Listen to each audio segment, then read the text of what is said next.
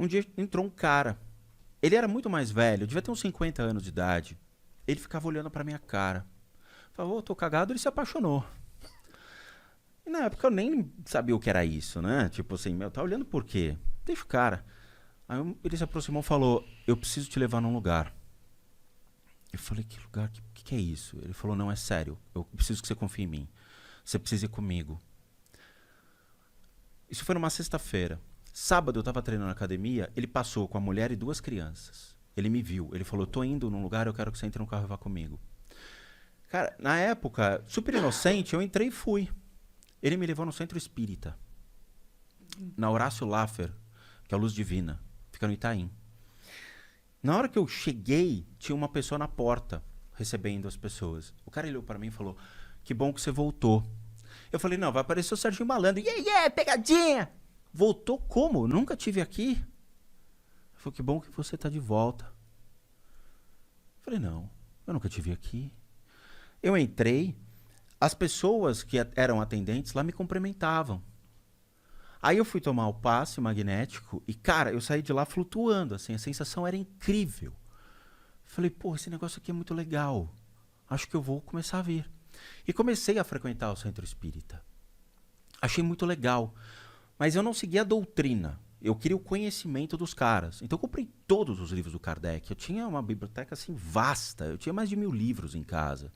E comprava literatura para tentar entender o que tinha acontecido comigo. O que era aquilo? O que eu estava enxergando? Que tinha que ter uma explicação lógica. Com o passar do tempo, o Centro Espírita já não estava me atendendo às necessidades. Aí um dia eu fui tomar um passe lá. E durante o passe magnético o cara parou. E não pode parar. O cara parou e me cutucou. Falou, eu queria falar um negócio com você. Falei, outro que vai se apaixonar por mim, eu vou falar que eu tô cagado. Ele olhou e falou, tem um anjo atrás de você. Dentro da crença dele, tá bom? Ele acreditava nisso. Eu falei, ok, e o que eu faço com esse negócio? Ele falou, não sei. Eu falei, pô, se você trabalha no Centro Espírita, você atende, você tem uma responsabilidade, você não sabe o que eu faço com isso, então, a partir de agora, fica difícil você atender minhas necessidades. Eu levantei, eu olhei para trás e falei, vão para casa. Cara, do caminho do Centro Espírita até a minha casa, eu senti um negócio esmagando a minha coluna, mas ele apertava, uma dor monstruosa. Quando eu cheguei em casa, parou. Eu falei, mais um ponto de interrogação. Por que isso? Aí eu entrei na onda do esoterismo. Aí comecei a comprar livros sobre magia, estudos de teologia, coisas mais aplicadas. E eu entrei na Ordem Rosa Cruz, entrei em ordens esotéricas e comecei a tentar buscar, por meio dessas ordens, um conhecimento. E é muito interessante o que a gente encontra nessas ordens, cara. É muito legal. A gente fala que é coisa do Satã, coisa do demônio, e não é. Não é nada muito complexo entrar, né? Não. A Ordem Rosa Cruz, não. A maçonaria é um pouco mais. Eu fui chamado pela maçonaria para... Acho que foi a Globe, grande loja brasileira, que me chamou na época. Mas eu não aceitei. Porque o passe custava caro. Os caras estavam querendo o passe para entrar na maçonaria. Entendi. Eu falei, não vai rolar. A Ordem Rosa Cruz, não. Você entra lá, os caras te explicam que tem aqui do lado uma loja. Tem aqui do lado uma loja da Ordem Rosa Cruz. Entendi. E me encantei. E aí comecei a estudar. Você estuda em casa, você não é obrigado a frequentar nenhum lugar, não é obrigado a ter acesso a esse tipo de coisa, só recebe os livros em casa e lê. É Qual muito que é a legal. filosofia do Rosa Cruz? A Rosa Cruz surgiu através de um cara chamado Christian Rosenkrantz, por isso que chama Rosa Cruz, Christian Rosenkrantz. Ele era europeu e ele se encantou por meio dos ensinamentos na época da Europa e ele começava a buscar conhecimentos do Oriente. Então trazia muita coisa de egiptologia, coisas que vêm de Ramsés III, que foi quando unificou a ideia de um único Deus no Oriente. Então ele traz esses conceitos, mas é saber coisas simples sobre o esoterismo. Quem é você, o que é o mundo que te rodeia, coisas desse tipo. É muito simples, não tem nenhum problema com isso. Qualquer um pode entrar, tá? Tem uma mensalidade que você paga, que é por causa dos livros, dos gastos de envio e tudo mais, mas não tem nada demais. Aí eu comecei a gostar do negócio. Aí eu fui levado para Umbanda. Cara, aí o bicho pegou. Quando eu fui levado para Umbanda por pessoas que falavam, meu, vai lá, você vai gostar. Eu lembro que para tentar me convencer a entrar no lugar, levaram uns 40 minutos. O que tava te impedindo? O medo. Eu tinha medo, escutava os atabaques e você via os Exus, você falava, meu, não vai rolar, eu não vou entrar nesse lugar. Nunca. Você sai da ideia mais de um espiritismo mais bonitinho para um negócio um pouco mais violento, uma coisa mais ativa. Entrei e quando eu vi a energia em volta dos médiuns, eu falei, pô, peraí, tem alguma coisa diferente. E eu me encantei pela magia da Umbanda. Eu achei lindo, cara, a dança, os ornamentos. Você começa a ver que aquilo, entre aspas, é um teatro para verdades que você vai escutar na hora de você tomar um passe lá, conversar com a entidade. Eu falei, pô, acho que eu vou ficar um tempo aqui. Fiquei 10 anos. Ficou um tempinho. E aí eu fui desenvolvendo as 7 linhas da Umbanda, que eles chamam, tá? São 7 linhas, são 7 pilares regidos por orixás. Então você tem Oxóssi, você tem Exu, você tem o Preto Velho, Baiano, Boiadeiro, que são arquétipos criados pela Umbanda. A Umbanda surgiu em Niterói, dentro de um centro espírita kardecista. Por quê? Porque um cara tava lá e viu um caboclo. E ele falou, pô, o que é isso? É um demônio. Não. E aí começou a trazer. Porque você vai pra África, não existe isso. Você não chega lá e fala, ô, traz um boiadeiro aí. O cara, boiadeiro na África? Não existe. Então você começa a entender que aquilo são arquétipos criados para fazer com que espíritos que estejam aqui trabalhem.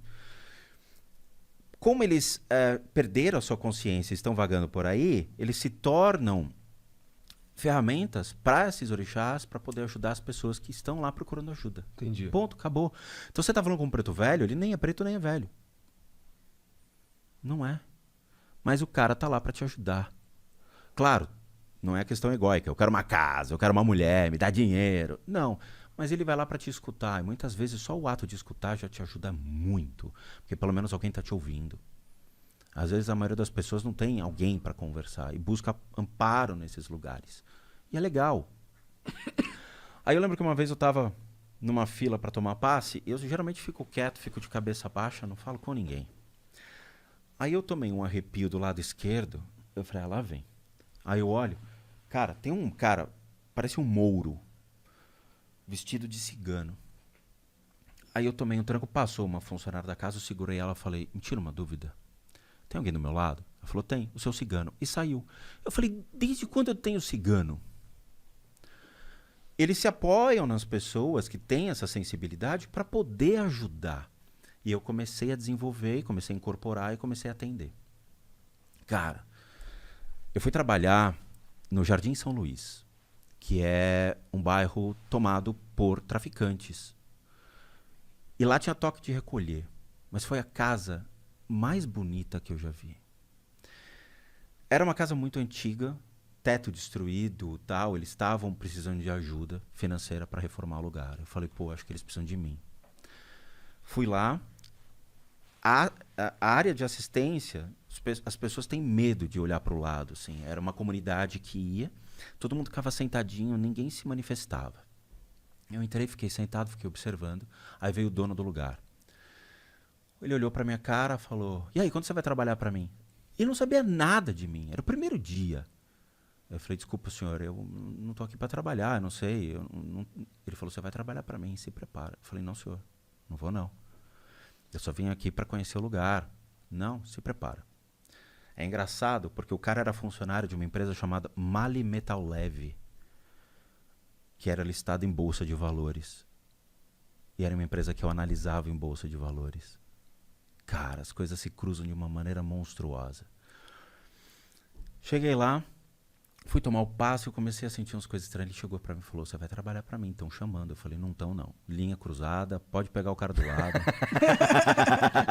E eu não quero Linha brincar. Cruzada, os jovens não entenderam, tá ligado? Difícil ter hoje isso. O que eu peguei de linha cruzada em casa, cara? Eu me divertia com o telefone fixo, era demais, cara. O que eu falei para as pessoas que o parente tinha morrido, nunca façam isso, cara. Peguei a linha cruzada. Alô, Albertina, como vai o João? Eu falei, o João morreu, como é que é? Juro, isso aconteceu, cara. Criança é uma meleca. Eu também fiz alguns trotes.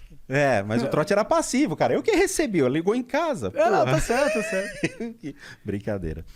Aí eu comecei a ter receio daquilo, mas eu ia, eu gostava.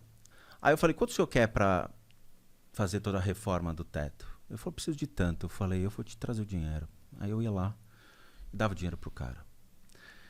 Eu me senti honrado em ajudar o lugar. Aí um dia que me convenceu a trabalhar lá foi o seguinte. As mulheres usavam roupas, cara, lindas, aquelas roupas de baiana, e giravam, e giravam. Lindo ver, é lindo ver. E estavam tocando o ponto do, acho que era de baiano mesmo, tal, e ele se assustou. Ele falou, não, pode parar. Ele estava vendo crianças descendo e se manifestando. Ele falou, não, isso aqui é herê. E parou. Aí teve uma moça que ele pegou, tirou um lenço e vendou a mulher. E girou ela. E ela girava no meio, ela parou e ela ia na direção de cada um, sem errar. Lembra do carrinho de bate e volta que a gente tinha? Que batia na parede e voltava? Eu imaginei, ela vai ser bate e volta, tá ligado? Ela vai ficar na parede assim. Ela sabia exatamente onde estava cada um. Ela não errou um cara pra cumprimentar. Aí eu chamei o dono do lugar. Eu falei, explica, por que você vendeu ela? Ele falou, porque o herê dela é cego. Ele não tem que ver. Eu falei, nossa, é aqui que eu vou ficar. Aí comecei a atender lá. Aí tu começou a trabalhar pro cara. Comecei. Cara, era uma lição de vida pra mim. Eu aprendi muita coisa. Você vê o sofrimento das pessoas realmente, cara. Você vê, assim, a necessidade, tipo... Eu lembro que eu tava com um preto velho, eu tava trabalhando com um preto velho, e aí veio uma criança, e ele falou, vô, você pode fazer um favor pra mim? Eu falei, posso. Meu pai tá preso. Você pode me ajudar a tirar ele de lá? Puta, cara. Era uma lição, cara. Você escutava essas coisas, você falava, isso é o mundo real. Isso é a realidade. E era assim, ele falava, vai lá em casa, eu tenho medo. Fica comigo. Eu falava, pô, vai. Eu colocava todos os orixás, ele falava, vão pra casa de todo mundo, cara. Vai ajudar. Não preciso de vocês, eles precisam mais de vocês do que eu. Com o tempo, a violência cresceu. E aí teve um cara que tocava os atabaques, um Ogã, morreu esfaqueado numa briga de bar. Caralho. E os traficantes começaram a se impor mais na região. Aí eu falei, putz, não vai dar pra ficar. A violência tá crescendo. E tinha toque de recolher. E para um traficante falar, cara, não quero esse lugar aí, é entrar e destruir, né? A gente vê isso hoje. Aí eu pulei fora.